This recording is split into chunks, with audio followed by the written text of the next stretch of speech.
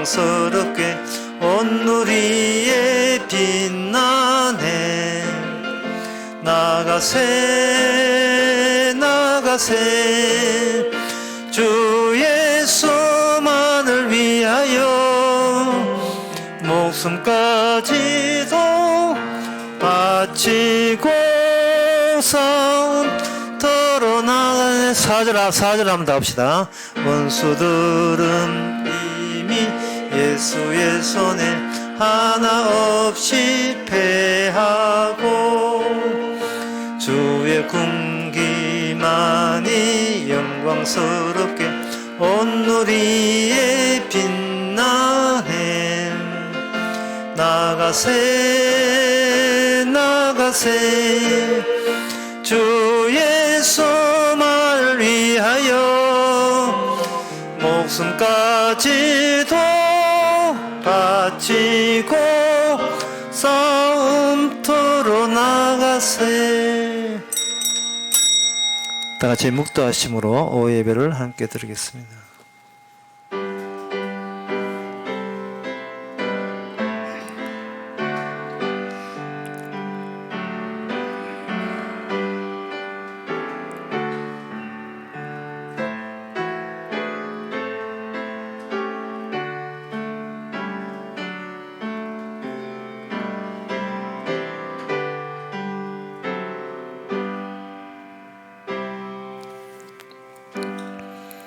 내가 두 마음을 품는 자를 미워하고 주의 법을 사랑하나이다.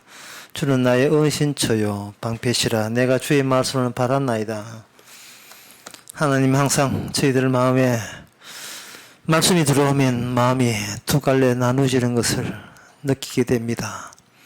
주여, 두 갈래 있는 마음은 결국 주께서 하나로 몰아세워줌을 감사할 수 있는 저희들 되게 하옵소서. 예수님의 이름으로 기도합나이다. 아멘.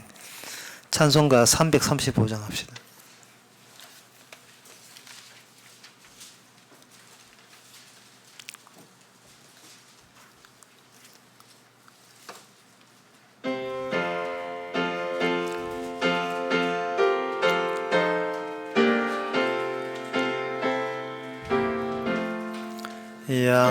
양떼를 떠나서 길 잃어버린 나 목자의 소리 싫어서 먼 길로 나갔네.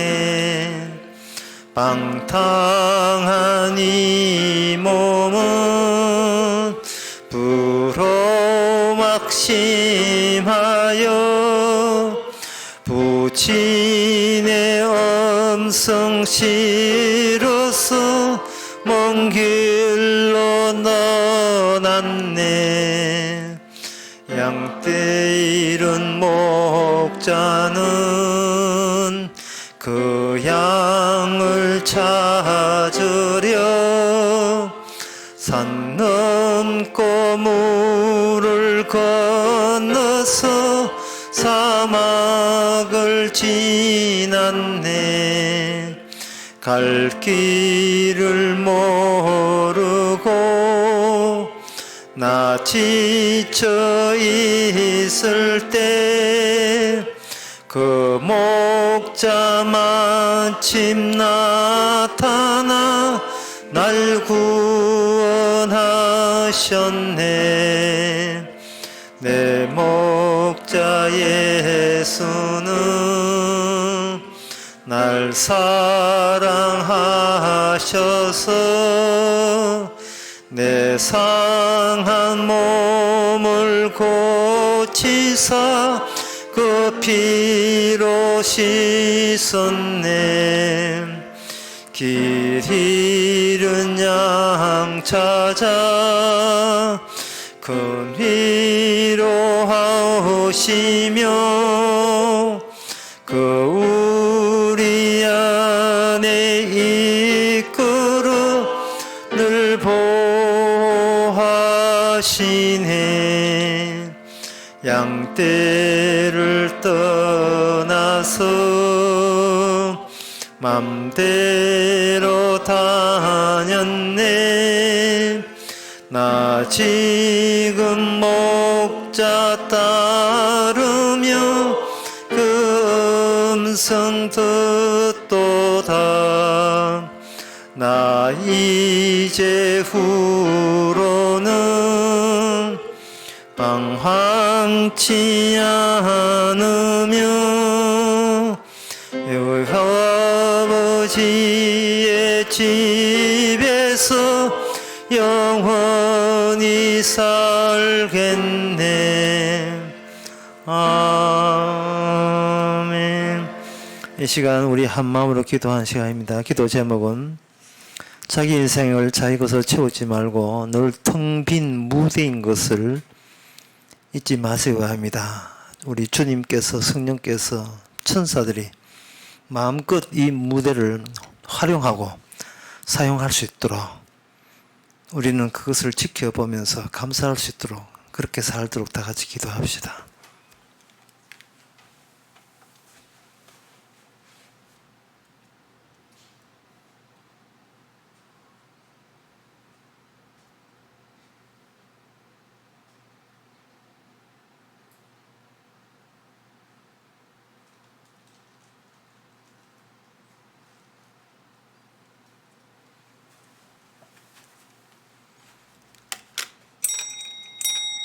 하나님 아버지, 지나온 생애를 내 것으로 채웠습니다. 그렇게 한 의도가 수상하고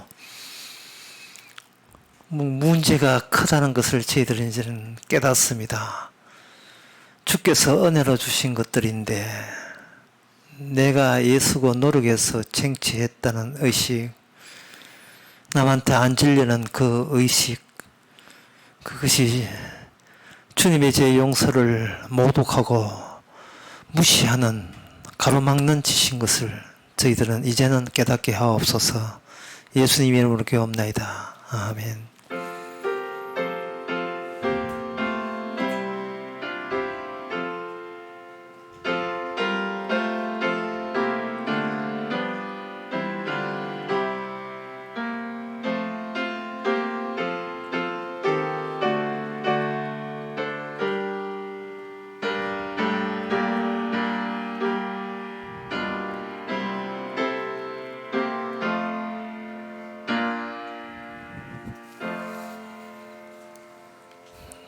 하나님의 말씀 보겠습니다. 하나님의 말씀은 욥기 27장 1절에서 4절입니다.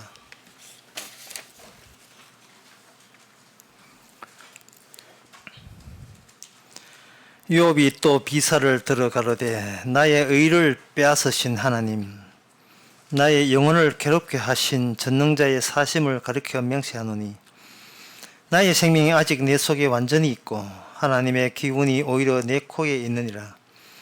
결코 내 입술이 불의를 말하지 아니하며 내 혀가 괴어를 바라지 아니하리라. 아멘. 앞에 있는 그 하나님께서 자신의 의로움을 빼앗아 갔다는 겁니다. 욥이 자기 의를 자발적으로 내놓은 게 아니고 강제로 빼앗아 간 거예요. 이 말은 나는 내 잘남과 의로움과 나의 거룩함을 하나님이 알고 누구라도 나는 그것을 양도할 생각은 지금도 전혀 없다는 거예요. 지금도. 욥이 이러한 이야기는 고집 시닫고 이야기하지 말고 욥이 인간의 그 바탕, 근원적인 인간의 본성에 대해서 욥이 대표해서 우리를 대신하여서 자기 본심을 유감없이 잘 보여주고 있습니다. 내가 돈 빼앗기는 것도 나는 오케이. 내가 건강 잃는 것도 오케이. 나는 그런 것도 나는 빼앗길 요령이 있다. 하지만 끝까지 나는 빼앗길 마음이 전혀 없는 것은 바로 나는 내 자체로서 의롭다는 것. 나는 나다웠다는 것. 이것은 그 누구에게도 나는 내놓을 의사가 없다는 겁니다. 그런데 결국 이거는 욥으로 하여금 하나님이 내가 의롭다는 것은 하나님이 아신다. 그런데 그걸 잘 아시면서 하나님께서 욥아, 네 그 잘난 의를 내가 뺏어서 네가 의 없는, 네가 잘난 게 없는, 살아갈 가시도 없고 이유도 없는, 살 필요도 없는 존재로 내가 만들어내겠다고 뺏어버릴 때에 여기서 두 종류의 하나님이 등장합니다. 이 구약에서 욥을 통해서 두 종류의 하나님이 등장한다는 것은 이것은 내가 생각하는 하나님과 하나님이 찾아온 하나님과의 그 차이성을 이야기하는 거예요. 그동안 인간들은 어떻게 생각하냐 하면 하나님은 그냥 점잖게 하늘에 그냥 계시고 그냥 편하게 계시면 되고, 우리가 이 땅에서 인간들이 살아가는 것은 이 대자연의 횡포와 거기에 대해서 인간이 자유로서 대결하는, 자기 자율적인 노력으로 대결해 가는 구조를 통해서 인간은 이 땅에서 생존한다고 생각하는 겁니다. 자연과 인간의 대결 구조, 이것이 인간들이 알고 있는 이 세상의 형편입니다. 그럼 하나님은 뭐냐? 그냥 하늘에 지켜보고 네가 착하냐 안 착하냐 그것만 지켜보면 된다는 겁니다. 그런데 욥에 와서는 뭐냐 하면은 이거는 인간의 자유와 하나님과의 자유와의 대결 구조, 이 충돌이 일어나 버린 거예요. 욥에 나오는 이 7장에 하나님은 나를 의를 빼앗을 때에 똑같은 경험을 여러분들이 일어나야 돼요. 왜냐하면 이게 말씀이기 때문에 그래요. 이 말씀이기 때문에 똑같은 경험이 일어나야 됩니다. 그렇지 않으면 이 말씀은 죽은 말씀이 돼요. 그냥 책에 있는 말씀이 된다고요. 제가 한 광고판을 봤는데 전봇대에다가 불법이죠. 그렇게 광고하면 안 되는데 식당에서 뭐라고 했냐 하면은 황폐정식 1인당 10,000원, 이걸 전봇대마다 다 붙이는 거예요. 황폐정식 1인당 10,000원.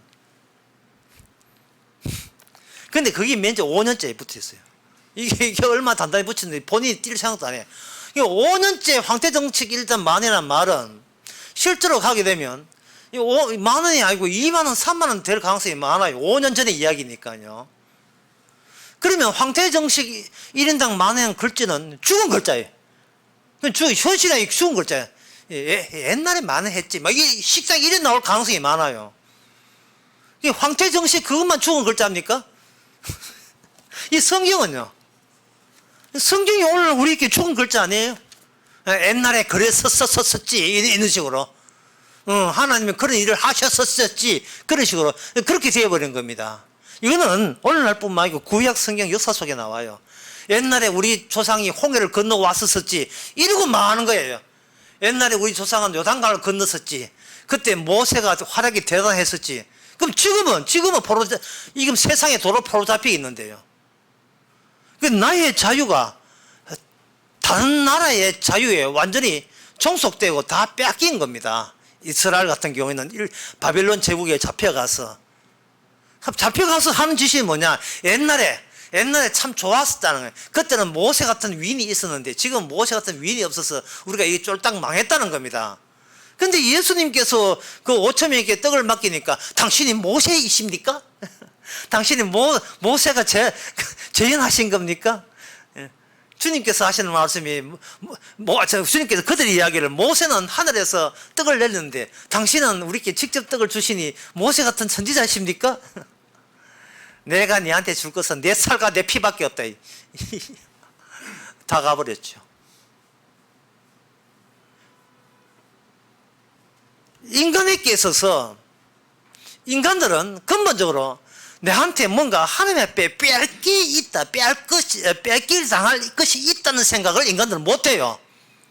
주시고 플러스에 더하기 빼기는 아니고 무조건 주셔야 된다. 무조건 자꾸 주셔야 된다는 거예요.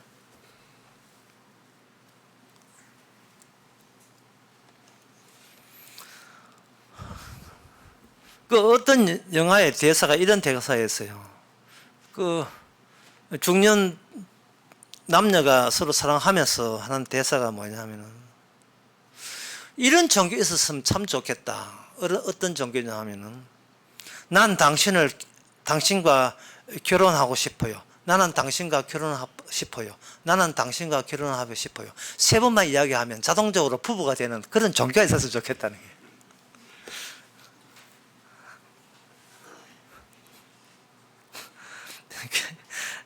그걸 듣고 제가 야, 참 저 사람은 그 종교를 플러스 내한테 이익이 되고 되는 것만 생각했구나.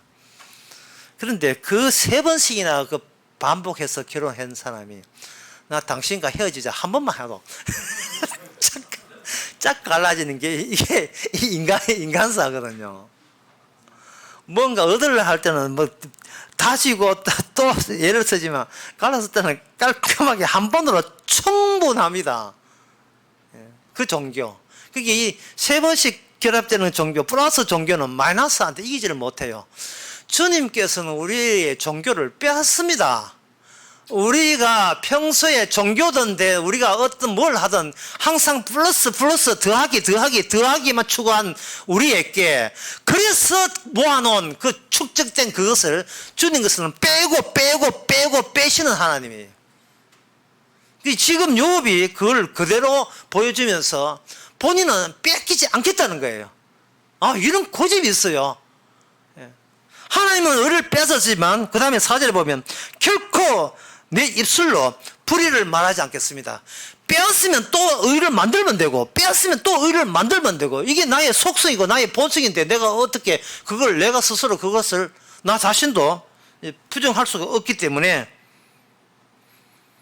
저는 빼앗으면 나는 빼앗긴 만큼 또 의를 만들겠습니다. 5절에 보면 나는 결단코 너희를 옳다 하지 않았고 죽기 전에 나의 순진함을 버리지 않을 것이다. 아, 참 보통 독선적인 것이 아니죠. 따라서 이 구약은 우리에게 문제점을 제시합니다. 어떤 문제냐 하면 이 욥 같은 인간이 어떻게 새 사람 되겠는가 너희들 아이디어를 끄집어내봐라 이겁니다. 욥 같은 이 고집이 욥에만 있는 게 아니에요. 천부이 손들고 나왔습니다. 손들고 나와도 손드는 거 인정 안 해요. 이미 손들고 나와도 우리 속에는 욥 같은 고집이 들어있어요. 괜히 그걸 감추려고 어제 이렇게 겸손한 척하고 뭐 모든 걸 바친 척 하지만 욥도 아담의 자손이고 우리도 아담의 자손인데 뭐 똑같은 거죠. 우리한테는 이 욥에게 그런 게 있으면 곧 우리한테 그런 게 있는 겁니다. 자, 그렇다면 이 문제를 어떻게 할 것인가? 이 문제 뭘 어떻게 할 것인가 하면 여러분들한테 눈치 다 챘어요. 그걸 이스라엘로 가보면 정답 나오죠. 그렇습니다. 욥은 이방인입니다. 이스라엘에 가 정답이 나옵니다. 그럼 이스라엘은 어떤 정답이 준비되어 있는가? 여호수아 1장 1절에 보면 이런 말씀 나옵니다. 1장 1절에 보면 1장 7절에 오직 너는 마음을 강하게 하고 극히 담대하라.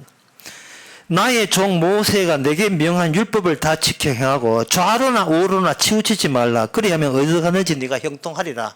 이렇게 되어 있어요. 좌로나 우로나 치우치지 말고 그러면 어디로 가든지 형통하리라.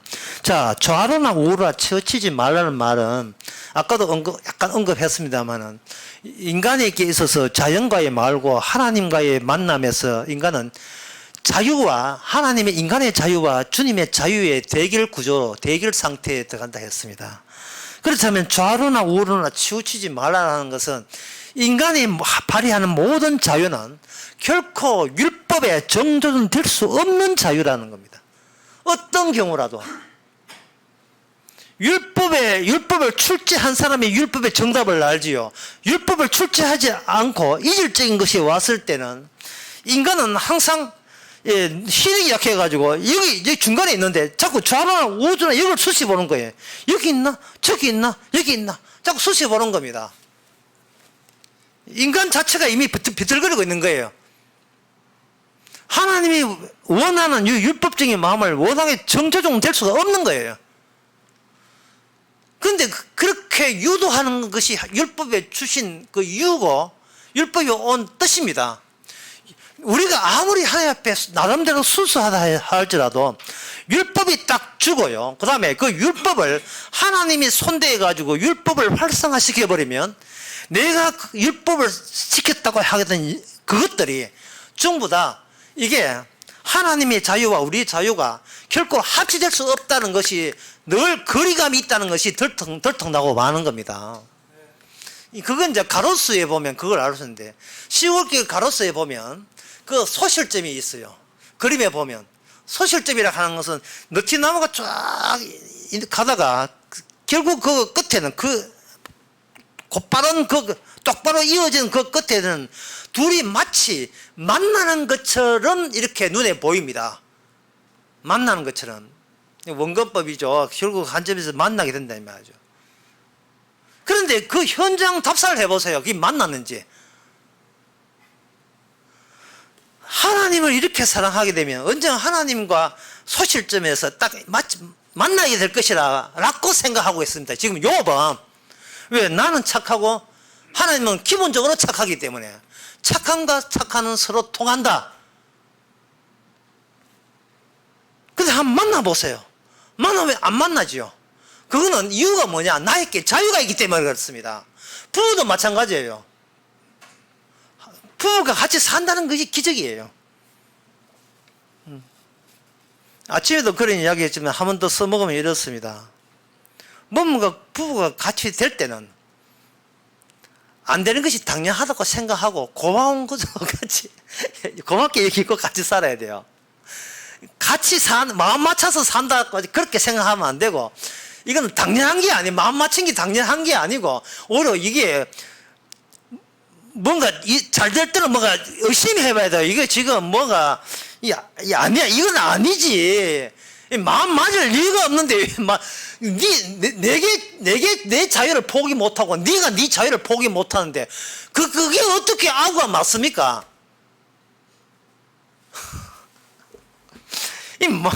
맞을 리가 없지요. 그런데도 부부가 같이 살거든요. 예. 그건 때가 안 돼서 그래요. 헤어질 때가 안 돼서 그래요. 이처럼 인간 대 인간의 자유도 이렇게 만난 법이 없는데, 하물며 하나님의 그 행하심과 나의 행함이 하나가 된다. 누가 그런 누가 그런 거짓말을 넣어놓던가요? 그건 완전한 거짓말입니다. 그러면 하나님의 율법은 뭐냐? 하나님의 법은 뭐냐? 인간이 납득이 안 되는 쪽으로 자꾸 거리감을 두는 거예요. 이게 하나님의 우리한테 쑤시고 들어올 때 그 원칙이 뭐냐? 거리감을 두는, 납득이 이해가 안 되게 만드는 겁니다. 여러분들, 제가 성경 말씀 하나 말씀드릴 테니까 여러분이 거기 무슨 말인지 이해되는가 한번 스스로 물어보세요. 창세기 4장에 아벨과 가인에서 형이 동생을 죽였습니다. 그러면 우리의 법에 의하면 형은 반드시 맞아 죽어야 돼요. 그런데 이렇게 되어 있습니다. 나를 만나는 자마다 내가 죽겠나이다 하니 여호와께서 그에게 이르시되 그렇지 않다. 가인을 죽이는 자는 벌을 7배나 더 받으리요 하시고 가인에게 표를 주사 만나는 누구든지 죽음을 명케 하시리라. 가인은 동생을 함부로 죽여놓고 그 죽인 살인자는 함부로 죽지 못하도록 친히 하나님께서 보디가드 되어가지고 표를 주셔가지고 손도 못 대게 하고, 그 가인을 죽인 벌이요, 사람 죽인 가인을 니도 죽어봐라고 죽여버리면 그냥 벌이 한 배가 아니고 100%가 700% 7배나 갚는다는 겁니다. 이것을 다른 사람도 이해 못할 뿐더러 정작 누가 이해 못하냐 하면 가인 본인도 그걸 이해를 못하는 거예요. 어떤 점에서 이해를 못하느냐 하면 마치 하나님이 내 손을 들어주는 것으로만 이해할 수밖에 없는 거예요. 하나님이 내가 이렇게 살인해서 하는 게 내가 괴롭습니다. 괴로워. 어이구 내 새끼 괴로워. 내 몸 건드리면 막아줄게. 갑자기 하나님의 우주적으로 나올 때 누가 당황스러우냐 하면 가인 본인이 당황스러워요. 벌이 7배, 너를 건드리면 내가 가만두지 않고 벌을 7배 더 내리라. 가인 생각이 어떠냐? 그럴 수까지는 없는데, 그럼 너무 미안하잖아요. 예? 그냥 사람한테 안 맞아 죽으면 하면 되지. 그까지 나를 죽인 사람에게 7배나 갚아가지고 너무 오버하시는 거 아닙니까? 가인은 이런 하나님을 이해하지 못하죠. 그리고 역시 이해하지 못하는 것은 뭐냐 하면 하나님이 그 가인을 악을 줘서 동생을 죽이게 해놓고 죽은 동생에게 하나님이 아무런 보상이 없다는 것도 하나님에 대해서 이해 못하는 거예요. 아무 보상이 없는 거예요. 아벨은 그냥 죽었어요. 끝났어요. 뭐 자식이 있는 것도 없어, 자식도 없어. 그냥 끝났어요. 그런 것들을 그 가로수가 만나지 싶으다 해도 결국은 만날 수 없고 어떤 거리감이 생기는 겁니다. 그것은 인간의 자유로서 하나님의 자유를 해석할 수 어떠한 여지가 없는 거예요. 그러면 방법은 뭐냐? 인간의 자유가 뽑혀야 되겠죠. 내가 자유 있다고 여기는 내가 일을 해서 그걸로 내 현실을 만들겠다는 그러한 자유의 바탕 자체가 깡그리채 이것이 개무시 당하는 그런 일이 벌어져야 되는 겁니다. 그 일은 바로 주님 쪽에서 나의 자유를 덮쳐버리는 그 방법 외에는 없습니다. 그 한 가지 예를 들게 되면 아직도 왜 가인 죽인 사람은 벌을 7배나 받는지 그 이유에 대해서 아주 설명을 제가 분명히 안 하고 있습니다. 안 하고 있는데 한 가지 예를 들면서 설명해 드리겠습니다. 시골에 살다가 서울에 상경한 20살짜리 아가씨가 있어요. 그게 별로 공부도 잘 못하고 배운 기술도 없어가지고 놀고 있는데 남자친구를 만났어요. 인물은 반반했던 모양입니다. 남자친구 만나가지고 놀고 있으니까 남자친구가 내 취직시켜 줄게 해가지고 여자친구는 자기 아버지 식당 하는데 거기다가 네 거기서 일해라가 취직을 시켜줬습니다. 근데 그때까지는 아무 문제가 없었어요. 그런데 그 식당 주인집 그 남자친구 아버지가 야에 대해서 관심을 갖기 시작했습니다. 둘이 따로 만난다는 막 소문도 들리고 그걸 목격도 하고 이랬습니다. 그래서 남자친구가 자기 가정을 지키기 위해서 그 자기 여자친구를 살해하고 죽이고 말았어요. 실제 일어난 일이에요. 죽였습니다. 자, 그렇다면 여기서 그 20살 먹은 아가씨의 꿈과 희망은 어떻게 되었습니까? 그 아가씨의 자유는 어떻게 되었습니까? 무참하게 타인의 자유에 의해서 짓밟히고 말았죠. 꿈도 뭐 사랑이고 뭐 다 날아갔으니까요. 자, 이것은 무엇을 뜻하느냐 하면은 이스라엘 쪽에서 율법의 입장에서 볼 때 율법은 뭐를 생산하냐 하면은 결코 어떤 인간의 자유는 이 율법을 성취할 수 없는 그런 성격의 자유가 있다는 것을 분명히 이야기합니다. 그러면 그 뒤에 이스라엘 역사에서는 이걸 취지로 그 좌로나 우락 취지만 좌로나 우락한 인간의 가치, 인간의 자유고요. 중간에 가는 것은 율법의 주님의 가치, 주님의 가치를 지닌 율법은 고집스럽게 양보해 그냥 굳건히 가는 겁니다. 그렇게 갔을 때 이제 이스라엘 역사에서 우리에게 주어지는 일은 뭐냐 하면은 여호와 하나님이 스스로 자신을 인간의 자유 속에다가 자신의 자유를 거기다 실어버린다는 겁니다. 담는 거예요. 벌을 7배나 가인에게 하면 내가 1벌 챈다는 말은 이걸 달리 해석하면 이해가 아주 쉽게 됩니다. 나 여호와가 하시는 일에 건드리면 벌을 인간이 받는 벌이 상상 안 할 정도로 7배나 더 혹독한 벌을 주어질 것이다. 가인을 건드리는 것은 곧 하나님 나를 건드리는 것으로 나는 가인에게 관여할 것이다. 개입할 것이다 뜻이에요. 들어보기 쉽죠? 사람도 눈에 보이는 걸 때 저거 동생 죽인 인간이잖아. 내가 손 좀 봐줄까? 할 때 그 인간은 자기의 자유를 지금 발동하고 시키고 있는 겁니다. 자기가 지금 착한 일을 하고 싶은 거예요. 정의로운 일을 하고 싶은 거예요. 그게 바로 좌우나 우나 치우치는 거예요. 그러니까 이스라엘이 아니면, 이스라엘을 하나님과 함께 있지 않으면 인간들은 자기 속윤대로, 자기 옳은 대로 행해버립니다. 그리고 그것이 자기의 가치가 그대로 살아있는 게 되고요. 그런데 그 가운데서 하나님께서 어떻게 했는가? 하나님 동생을 죽이고 말았어요. 그러니까 하나님이 그걸 동생과 형과 아벨, 형 가인, 아벨, 동생 아벨을 사건을 통해서 재구성하게 되면 하나님은 뭐냐 하면은 내가 아벨처럼 맥없이 죽는 그것을 드러내기 위해서 죽이는 자에 대해서 다른 인간이 의를 행사하지 못하도록 내가 다 그때그때마다 조치를 행하시는 거예요. 오직 모든 목적은 하나님 보세요, 저는 정의도 없습니다 라는 소리가 입에 나오지 않도록, 거의 말 오늘 보면도 욥의 의를 제대로 빼앗아 갈 수 있도록 욥은 끝까지 자기의 고집을 버리지 말아야 되는 겁니다. 이게 하나님의 자유예요. 나는 맥없이 죽을 테니까, 나는 너희들에게 시시하게 죽을 테니까, 그래놓고 너희들이 하나님을 하나님이라고 그런 언급하지 말라는 거예요. 너희들은 하나님을 모르게 돼 있다는 겁니다. 너희들 손에 맞아 죽는 그 하나님이 아니면 그건 하나님이 아닌 거예요. 그렇다면 그 이스라엘 역사 속에서 좀 구체적으로 말하면 그게 무슨 전쟁이냐, 바로 붙이시는 전쟁이라는 겁니다. 이사야 4장 7절에 보면 하나님께서 이거 성경에서 이야기 다 안 하겠습니다.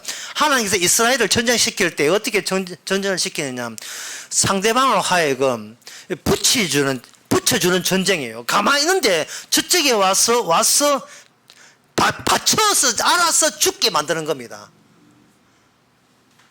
그러니까 이게 이스라엘과 하나님과 함께 있으면 그쪽에서 이스라엘을 공격하는 것이 아니고 여호와 하나님을 공격하는 취지에서 공격하도록 유도를 하는 겁니다.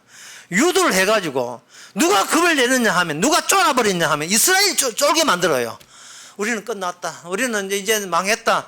그런데 와서 저들이 알아서 박치기 해가 그들이 완전히 박살 나버릴 때에 다시 한번 이거 우리 속에는 율법이 있구나, 하나님이 계시는구나, 하나님의 자신의 뜻을 위하여 절대로 양반한 법이 없구나 라고 그렇게 생각했던 그 시절에는 이스라엘이 아직까지 안 망하는 시절이었습니다. 그런데 열왕기와 13장 3절에 보면 이런 말씀 나옵니다. 자, 이런 성경 기준에 이래서 성경이 좀 이렇게 어려워요. 여호와께서 이스라엘을 향하여 노를 바라사 늘 아람 왕 하사의 손과 그 아들 벳하단의 손에 붙이셨으니, 이게 붙였다는 말을 하거든요. 붙였다는 말이 너무 어려우면 이렇게 넘겼다고 이렇게 쉽게 생각이 됩니다. 넘기는 거예요. 붙였다, 넘기셨다 이겁니다.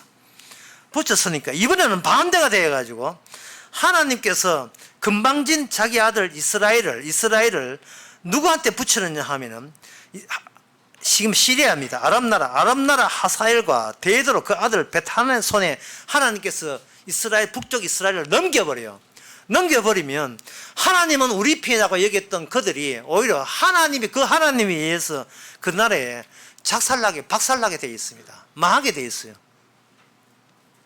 이 하나님이 우리 편이다 하는 그 생각이 박살나게 되어 있어요.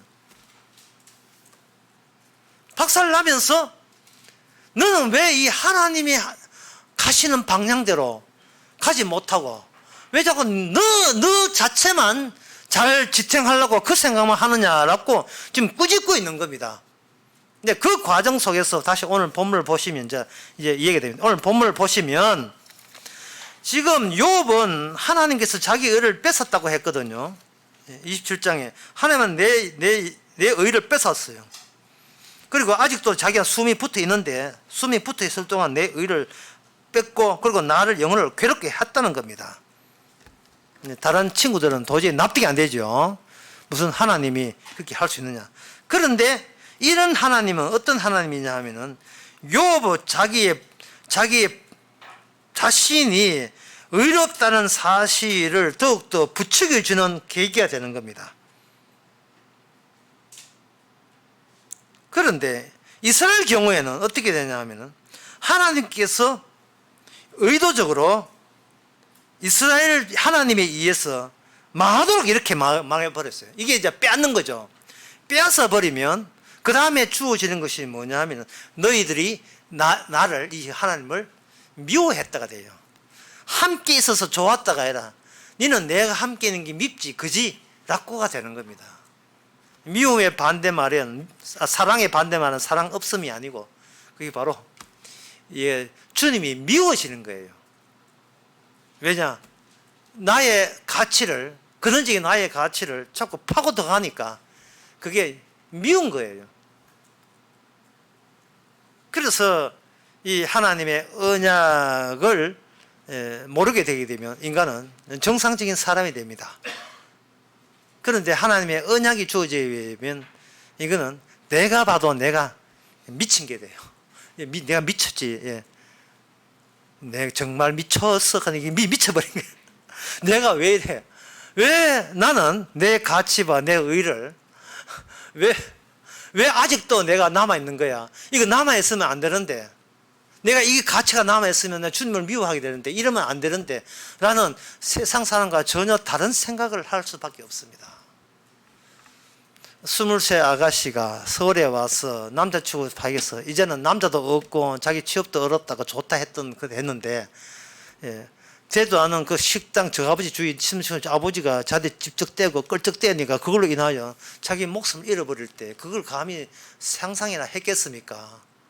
왜 내한테 일어난 모든 일이 내한테 유리하고 내한테 좋게 안 일어나는지를, 그것은 성경대로 하게 되면 주님께서 우리를 적에게 붙이신 거예요. 아벨처럼 네가 죽는 그것이 바로 하나님의 언약이 이루어지는 그 순간이라고. 너의 자유가 아무 짝도 소용없다는 거. 욥은 지금은 이렇지만 나중에 욥이 하나님을 직접 만나고 하나님에 덮치게 되게 되면 욥은 아주 신이 났어요. 내가 뭐 어떤 점이 신이 났냐 하면 내가 아무것도 아니라는 점을 왜 이제 아느냐, 내 가치, 내 의미, 내 의로움, 이게 아무것도 아니라는 것을 왜 이제 그걸 왜 아느냐. 내가 미치고 내가 정상이 아니라는 소리를 들어도 이제는 그것조차 전혀 개의치 않는, 구애 없는, 아무 문제가 되지 않는 그런 삶을 해서 욥은 그게 끝납니다. 욥이 끝나버려요. 욥이 끝나는 그 지점이 바로 이스라엘과 마지막에 합류하는 지점이에요. 그리고 우리가 마지막으로 합류해야 될 그 지점, 지금 우리가 현재 그것으로 지금 고집스럽게 달려가고 있습니다. 기도하겠습니다. 하나님의 아버지, 세상 대충 봤습니다. 그리고 하나님에 대해서도 우리가 대충 알았습니다. 정작 하나님이 하시는 일이 목표가 어딘지, 무엇을 노리고 일하시는지 이제는 우리가 모른다 하지 마시고 주께서 우리 안에서 하나님의 사랑만 드러나는 그런 인생이 되게 하옵소서. 예수님의 이름으로 기도합나이다. 아멘. 찬송가 275장 합시다.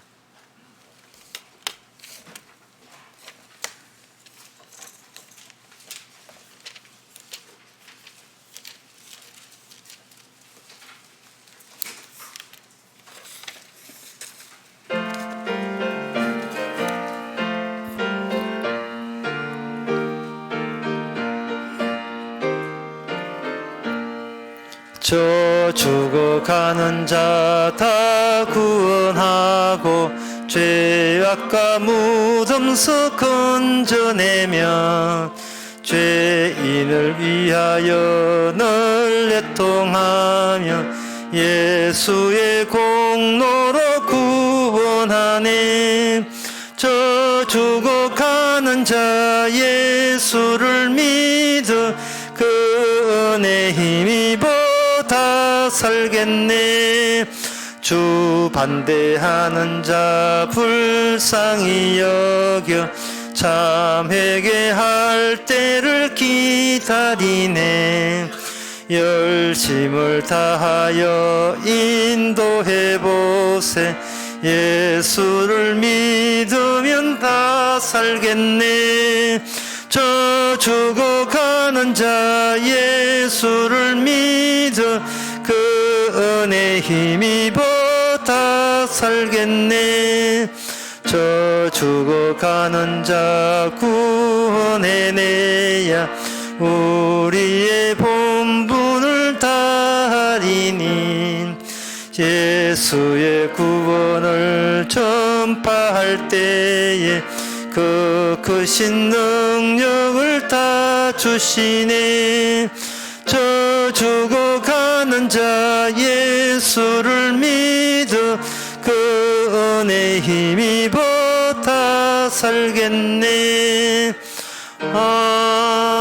아멘. 기도합시다. 지금은 우리 주 예수 그리스도 은혜와 하나님의 크신 사랑과 성령의 충만하심이 주님 자기 자신을 제대로 드러내기 위해서 그냥 우리를 사용했다는 사실을 반기는 모든 성도에게 주의 이름으로 축원하나이다.